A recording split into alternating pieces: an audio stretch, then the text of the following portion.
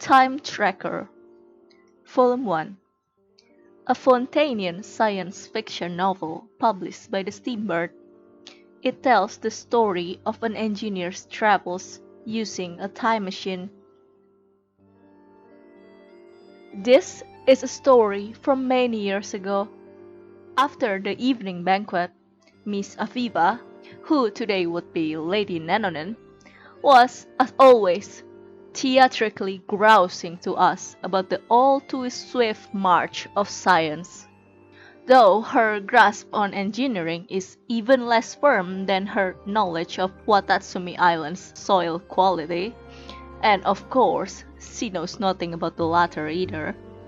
But self-proclaimed interest in engineering was in vogue among some ladies and gentlemen at the time. Our ancestors had already conquered this land thousands of years ago, she said as she cleared her throat, twirling her jade plum and blue gem encrusted folding fan, while endeavoring in vain to wear a visage of despondency. And a few hundred years ago, they conquered the oceans with ease using new diving equipment. Today, some noble young folk have suddenly got it in their heads to use a so-termed gravimeter to break free from the earth's shackles and conquer the skies. And surely, I fear, their dream may yet become reality in the near future. Indeed, it is just as you say. Humans, what a mighty and energetic species, with such great wisdom.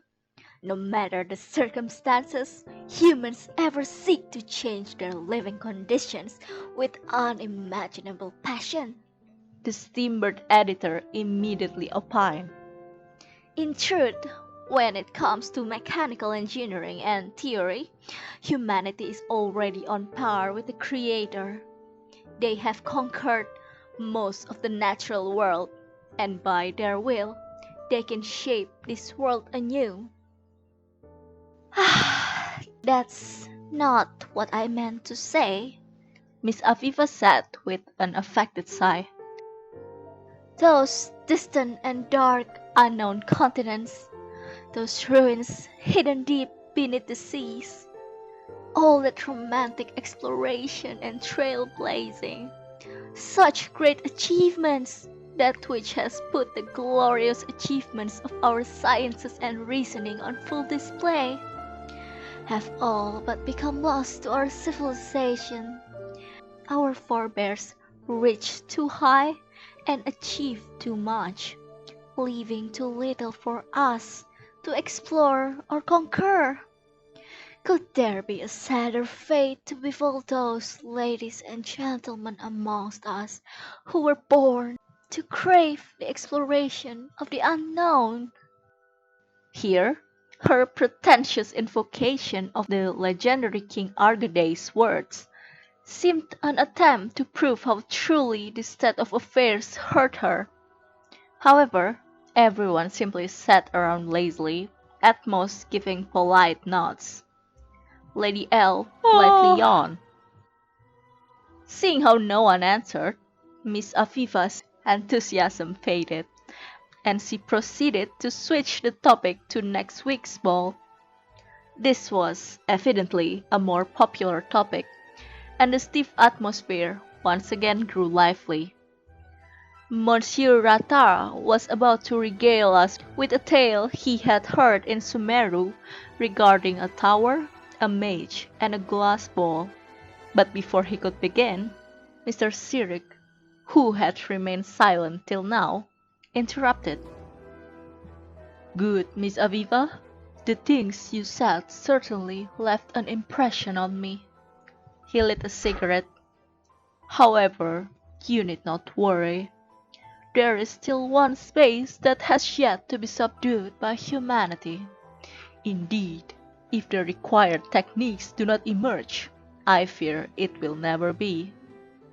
"Where is that?"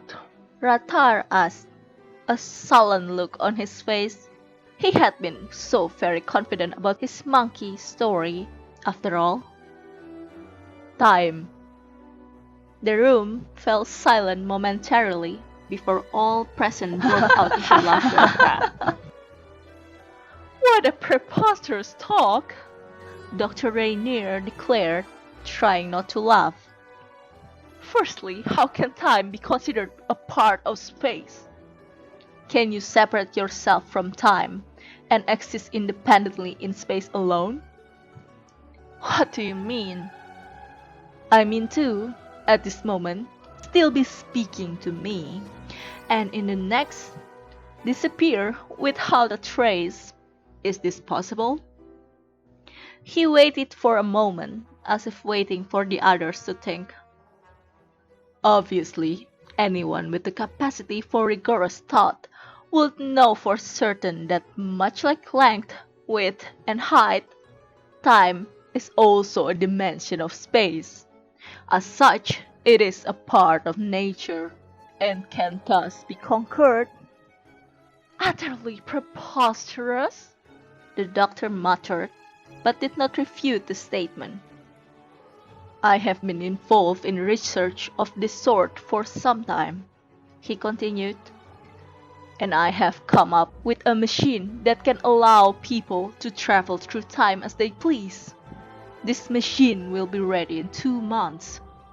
At that time, Miss Aviva, I invite you and all the ladies and gentlemen present here to my workshop to bear witness to humanity's next great achievement, the conquest of time. Miss Aviva did not speak.